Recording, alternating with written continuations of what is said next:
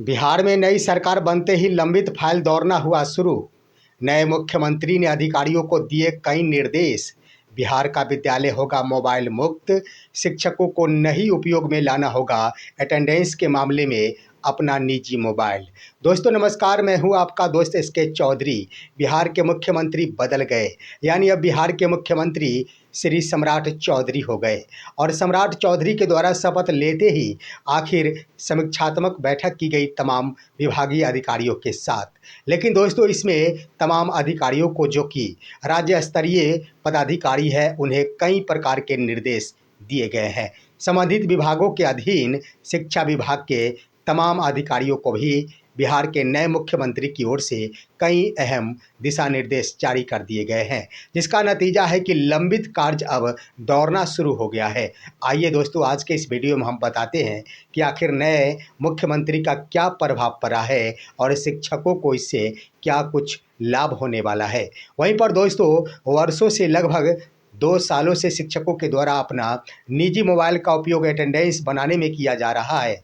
अब संभवतः इससे मुक्ति मिलने वाली है। आइए इस पर विस्तार पूर्वक चर्चा करते हैं, लेकिन इससे पहले मैं आपसे एक बार फिर गुजारिश करूंगा, अगर आप मेरे इस चैनल को अभी तक सब्सक्राइब नहीं किए होंगे, कृपया सब्सक्राइब कर लेंगे। और अगर सब्सक्राइब एक बार भी कर लिए होंगे तो दोबारा कभी भी सब्सक्राइब करने की आवश्यकता नहीं है।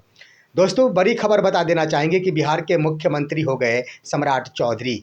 सम्राट चौधरी 15 अप्रैल 2026 को मुख्यमंत्री पद का शपथ लिए। शपथ लेने के तुरंत बाद ही वो सचिवालय स्थित अपने कार्यालय पहुंच गए। वहां जाने के बाद तमाम विभागीय अधिकारियों के साथ एक बैठक की दोस्तों।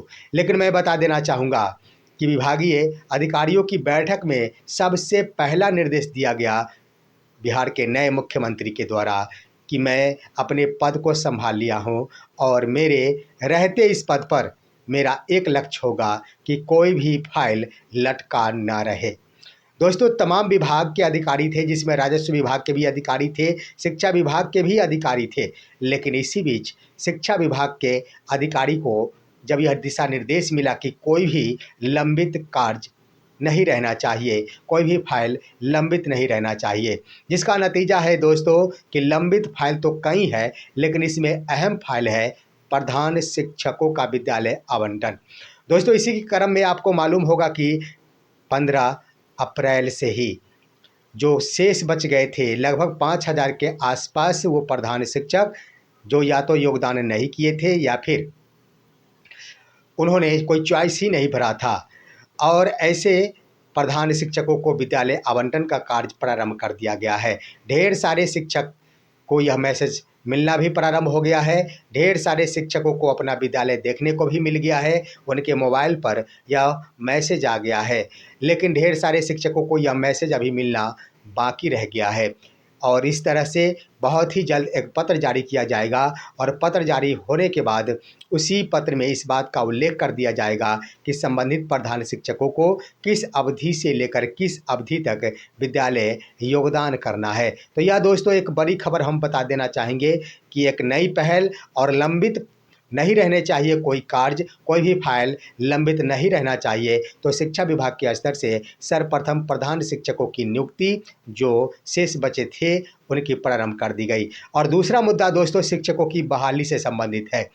जो TRE 4 के अंतर्गत तो आप देखेंगे तो ढेर सारे अभ्यर्थी हैं जो आज भी आंदोलन कर रहे हैं और नए सरकार से मांग कर रहे हैं कि अविलंब ही TRE 4 की बहाली प्रारंभ कर देनी चाहिए। दोस्तों इसकी भी गुंजाइश लग रही है और नए दिशा निर्देश के आलोक में बहुत ही जल्द यानी अगले सप्ताह TRE 4 का विज्ञापन जारी किए जाने की बात सामने उभर कर आ रही है। दरअसल दोस्तों इसके अंतर्गत शिक्षा विभाग के स्तर से कई प्रकार के सुधार किए गए हैं और BPSC को वह सुधार भी भेज दिया गया। सुधार के क्रम में बता देना चाहेंगे कि कोई ज़्यादा नहीं। सबसे पहले कि शिक्षकों को पहले 3 जिलों का विकल्प देना पड़ता था, इसमें बदलाव कर दिया गया है।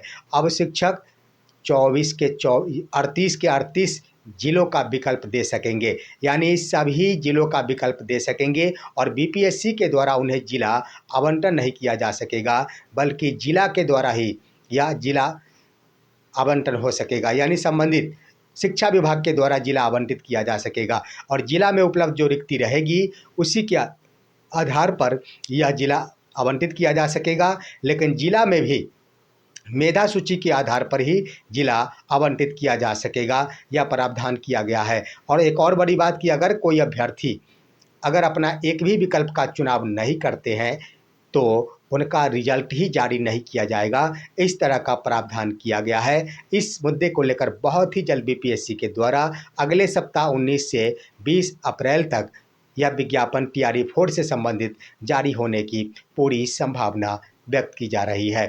अब आइए दोस्तों, बड़ी खबर हम अब बता देना चाहेंगे कि बिहार के तमाम कोटि के शिक्षक, जिनकी संख्या लगभग 6 लाख है, वो तमाम शिक्षक लगभग 2 वर्षों से अपने निजी मोबाइल का उपयोग अटेंडेंस बनाने में कर रहे हैं।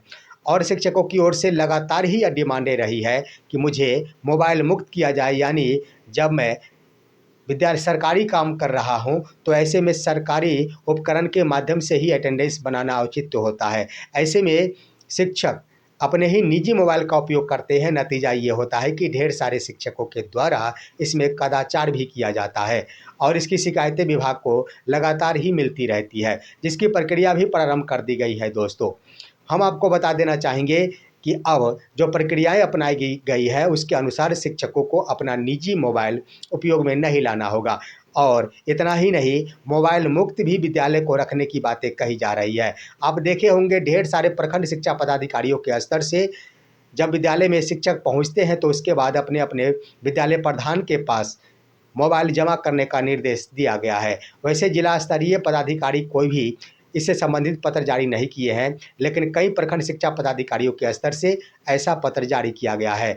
ऐसे में विद्यालय को मोबाइल मुक्त भी बनाने की कवायद यानी प्रक्रिया चालू की जा रही है, तो यहीं पर अब अटेंडेंस में भी शिक्षकों को काफ़ी राहत मिलेगी। और यह अटेंडेंस आखिर कैसे बन सकेगा, तो इसके तहत एफआरएस रजिस्ट्रेशन की प्रक्रिया प्रारंभ की गई है। आपको मालूम होगा दोस्तों कि बिहार के तमाम विद्यालय, सरकारी विद्यालयों को 2-2 टैब मुहैया कराया गया है शिक्षा विभाग के स्तर से, और अब छात्रों का भी अटेंडेंस इसी टैब के माध्यम से हो रहा है, तो वहीं पर शिक्षकों का भी अटेंडेंस अब इसी टैब के माध्यम से होगा।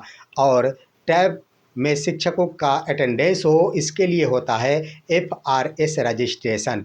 यह रजिस्ट्रेशन होता है कि संबंधित शिक्षकों का डेटा भरा जाता है जो ई शिक्षा कोष से लिया होता है, लेकिन शिक्षक अपनी तस्वीर, आँख की पुतली हो या फिर मुस्कुराता हुआ चेहरा हो, ये तमाम अपनी तस्वीरें लगाते हैं। और यही होगा कि जिस वक्त शिक्षक आँख की पुतली हिलाएंगे तभी उनका अटेंडेंस बन पाएगा, या फिर मुस्कुराने का या रजिस्ट्रेशन करते हैं तो मुस्कुराएंगे तभी उनका अटेंडेंस बन पाएगा। तो ये व्यवस्था की जा रही है और इस तरह से बहुत ही जल्द संभावना व्यक्त की जा रही है कि ये मई महीने से इसे प्रारंभ किया जा सकता है। इसके लिए जिला स्तर से भी जोरों शोर से एफआरएस रजिस्ट्रेशन के संबंध में कार्य किया जा रहा है, जिसका नतीजा है कि शेखपुरा जिला के स्तर से एक अहम पत्र जारी करते हुए 18 अप्रैल तक ही तमाम जिला में कार्यरत शिक्षकों के लिए रजिस्ट्रेशन करा लेने का आदेश दिया गया है। और साथ ही साथ 18 अप्रैल तक जिन भी विद्यालय का संपूर्ण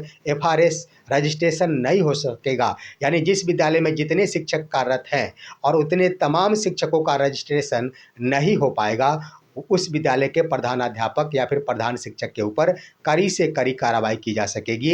इससे संबंधित पत्र जारी कर दिया गया है। और साथ ही साथ दोस्तों, एक और बड़ी बात कि शिक्षकों का कहना ये भी है, इसी पत्र में इस बात का उल्लेख भी किया गया है कि जब शिक्षक परीक्षा कार्य में प्रतिनियुक्त है या फिर जनगणना कार्य में प्रतिनियुक्त है तो आखिर वो विद्यालय तो जा नहीं रहे हैं, तो एफआरएस रजिस्ट्रेशन आखिर कैसे हो सकेगा। इसी पत्र में इस बात का भी उल्लेख किया गया है कि विद्यालयों का संचालन सुबह 6:30 से होता है और जबकि जनगणना कार्य या फिर परीक्षा कार्य उसके बाद ही कार्यालय में होते हैं। तो शिक्षकों के लिए यह निर्देश दिया गया है कि 6:30 बजे विद्यालय पहुंचकर सबसे पहले एफआरएस रजिस्ट्रेशन करा ले और उसके बाद ही जिस कार्य के लिए उन्हें प्रतिनियुक्ति की गई है उन तमाम कार्यालय पहुंचकर अपने कार्यों का निपटारा करें। यानी एक तरह से कह दिया जाए तो हर हाल में संबंधित जो भी शिक्षक हैं उन सभी को निर्देश दिया गया है कि आप अविलंब ही एफआरएस रजिस्ट्रेशन जो 18 अप्रैल तक निश्चित रूप से करा ले, अन्यथा आपके प्रधानाध्यापक इसके जवाबदेह होंगे। इस तरह से दोस्तों, मोबाइल मुक्त और शिक्षकों को भी राहत देने की प्रक्रिया चालू कर दी गई है नए सरकार के गठन के उपरांत। फिलहाल आज की खबर यही तक। आप सभी हमारे इस वीडियो को लाइक कीजिए, अन्य दोस्तों के पास शेयर कीजिए और अब दीजिए अपने दोस्त को इजाज़त। नमस्कार।